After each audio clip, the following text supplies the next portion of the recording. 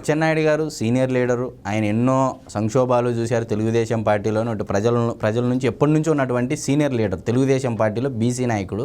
మరి ఇటువంటి వ్యక్తి అలసత్వానికి గల కారణం ఏంటి సార్? గత 100 రోజుల పాలనలో మధుసూదన్ రెడ్డి గారు ఇందాక చెప్పినట్టు మరి ఆయన వ్యాఖ్యల మీద మీరు విభేదించారు అని చెప్పేసి అంటున్నారు. మరి చంద్రబాబు నాయుడు గారు ఏమిటి ఆయన అలసత్వం? మంత్రి ఉన్నాడంటే ఆ మంత్రి జిల్లాకి వెళ్ళి సమీక్ష సమావేశం పెట్టడమేనా? గతంలో చేసినటువంటి మంత్రులంతా పెట్టారా? అంటే ఇప్పుడు ఏంటి, ఇప్పుడు ఎన్ని రోజులైంది? 100 రోజులైంది కేవలం. ఇప్పుడు 3 నెలలే అయిందయ్యా, ఇంకా ఎన్ని నెలలు ఉంది? 57 నెలలు ఉంది. జిల్లాలో సమీక్ష సమావేశం పెట్టేది ఆ శాఖ మంత్రి కాదు, జిల్లాలో సమీక్ష సమావేశం పెట్టేది ఆ జిల్లా బాధ్యుడు ఉంటాడు, ఇన్ఛార్జి మంత్రి ఉంటాడు, ఒక డిస్ట్రిక్ట్ అథారిటీ ఉంటుంది. ఏది రివ్యూ మీటింగ్స్ జరుగుతాయి జిల్లా సమీక్ష సమావేశానికి. ఈ మంత్రి ఈ జిల్లాకి ఇన్ఛార్జిగా ఇవ్వాలా, అతను వచ్చి అక్కడ ఉన్నటువంటి జడ్పీతో సమావేశమై అక్కడ తీసుకుంటాడు అన్నమాట ఇన్ఛార్జి మంత్రుల ఎంపిక. ఇంకా జరుగుతోంది కసరత్తు అంతా కూడా. ఇప్పుడేంటి, తను అక్కడ రాష్ట్ర పరంగా, రాష్ట్ర వ్యవసాయ శాఖ పరంగా వ్యవసాయ శాఖతో సమీక్ష చేస్తారు. మంత్రి చేయకుండా ఎందుకుంటారు? అటు ఉద్యాన శాఖతో చేస్తారు, ఇటు వ్యవసాయ శాఖతో చేస్తారు. ఇదేంటి, ఇవాళ అచ్చెన్నాయుడు సీనియర్ మోస్ట్, ఆయన ఏంటి ఇప్పుడు 5-6 సార్లు ఎమ్మెల్యేగా గెలిచాడు, గతంలో కార్మిక శాఖ మంత్రిగా పనిచేశాడు. ఇదే మంత్రి పదవి ఆయనకేం కొత్త ఏమీ కాదనమాట. ఇవాళ అటు ఈ మంత్రిమండలిలో అందరూ ఉన్నారు. మనం చూసాం గత మంత్రులకి ఈ మంత్రులకి తేడా ఏంటి అంటే, వీళ్ళు ప్రజల్లో ఉన్నారు, వాళ్ళు ప్రజల్లో లేరు.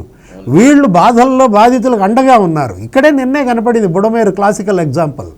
ఏది, మొత్తం 15 మంది మంత్రులు ఉన్నారు బెజవాడలో ఈ 12 రోజులు. 32 మంది సీనియర్ ఐఏఎస్లు ఎప్పుడైనా ఇలా జనంలో ఉన్నారా? నీకు మనం చూసాం, ఎవరు ఆయన, మనం మొత్తం తిరిగాడు, అన్ని చోట్ల వెళ్ళి వినతి పత్రాలు తీసుకుంటున్నారు. ఎవరు? రెవెన్యూ శాఖ ప్రిన్సిపల్ సెక్రటరీ. ఇలా ఇవాళ ఒకవైపేమో ఐఏఎస్లలో బాధ్యత పెంచారు, ఏది, మరోవైపేమో మంత్రుల్లో ఒక పోటీ తత్వం తెచ్చారు, ఒక కాంపిటిటివ్ స్పిరిట్. వెనకబడితే వెనకే పడిపోతారు. ఏ మంత్రులు అయితే వెనకబడతారో వాళ్ళు వెనకబడతారు. నిన్న జరిగినటువంటి కూటమి ఎమ్మెల్యేల సమావేశంలో ప్రోగ్రెస్ కార్డు ఇచ్చారా? ముఖ్యమంత్రి అందరికీ ప్రోగ్రెస్ కార్డు ఇచ్చారు. ఏ మంత్రి పనితీరే కాదు, ఏ ఎమ్మెల్యే పనితీరు ఏంటనేది కూడా చెప్పిన పరిస్థితి. జనసేన మంత్రులది పవన్ కళ్యాణ్కి ఇచ్చారు. మొన్న జరిగిన కేబినెట్ భేటీలో ఈ మంత్రుల పనితీరుపైనే ప్రోగ్రెస్ షీట్లు ఇచ్చారన్నమాట. ఇవాళ ఒకవైపు కూటమి ప్రభుత్వం, చంద్రబాబు, ఆయన మంత్రిమండలి, ఎమ్మెల్యేలు నిత్యం జనంలో ఉండాలనే ఇది మంచి ప్రభుత్వం అనే ఒక ప్రోగ్రాం ఇచ్చారు. 100 రోజుల సెలబ్రేషన్స్లో భాగంగా వీళ్ళు ఏం చేశారు, ఈ 6 రోజులు ఈ ప్రోగ్రాం తీసుకున్నారు. ఈ 6 రోజులు ఆ ఎమ్మెల్యే, ఆ మంత్రి ఆ నియోజకవర్గంలో ఉండాలి. తన ప్రభుత్వం ఈ 100 రోజుల్లో చేసిన అభివృద్ధిని ప్రజల్లోకి తెలియజేయాలి. ఇవాళ ఏంటి, పెన్షన్లు పెరిగాయి. గతంలో ఇదే పెన్షన్ 1000 రూపాయలు పెరగడానికి ఎన్నేళ్ళు పట్టింది? ముక్కి 4 ఏళ్ళు 250 పెంచుకుంటూ వెళ్ళారు 1000 రూపాయలు. అదే ఇవాళ అటు యువతను అడ్రస్ చేస్తున్నారు, యువత సమస్యలు వాళ్ళకు భరోసా ఇస్తున్నారు. నెక్స్ట్ ప్రక్షాళన ప్రారంభమైంది, తిరుపతి నుంచే ప్రక్షాళన ప్రారంభమైంది. మొత్తం రెవెన్యూ శాఖ ప్రక్షాళన, అటు ఐఏఎస్లు, ఇటు ఐపీఎస్లు, పోలీసు శాఖ ప్రక్షాళన. మనం చూసాం ఏంటి, 2 లక్షల ఎకరాల భూములు కబ్జా చేశారు 5 ఏళ్లలో.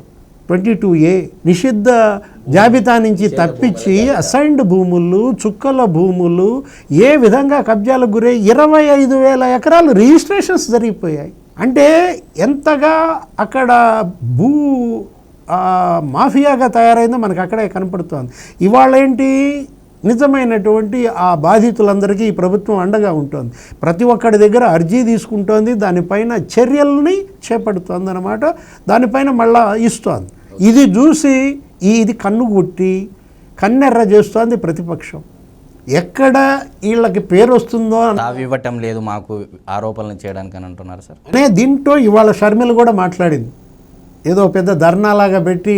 జగన్మోహన్ రెడ్డి చెల్లి కూడా ఏమంది, ఇది మంచి ప్రభుత్వమా అని ఆమె ప్రశ్నిస్తోంది. ఇలా ఏదో స్వల్ప విషయాలు కూడా ఎక్కడో దుబాయ్లో ఉన్న వాళ్ళని ఇక్కడికి తీసుకొస్తే అదొక విజయమా? స్టీల్ శాఖ మంత్రి స్టీల్ ప్లాంట్ సందర్శిస్తే అదొక విజయమా అంటోంది. ఏ విజయం కాదా?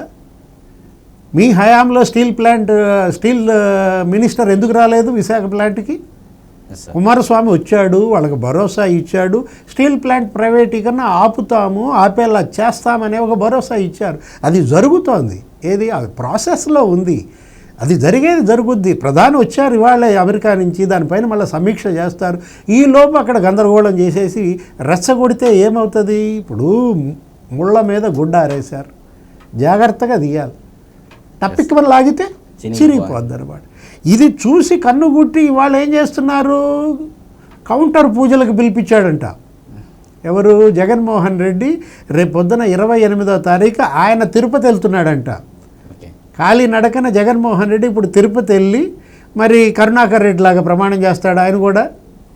ఓకే. ఆవు నెయ్యిలో పంది కొవ్వు కల్తీ జరగలేదని మెట్ల మార్గమున కాలినడకన జగన్మోహన్ రెడ్డి 28న నేను వెళ్తున్నాను, మొత్తం వైసీపీ శ్రేణులంతా ఆలయాలన్నిటిల్లో కౌంటర్ పూజలు చేయాలి, కూటమి ప్రభుత్వం మహాపాపం చేసిందంటే దొంగే దొంగ దొంగ అనడమా?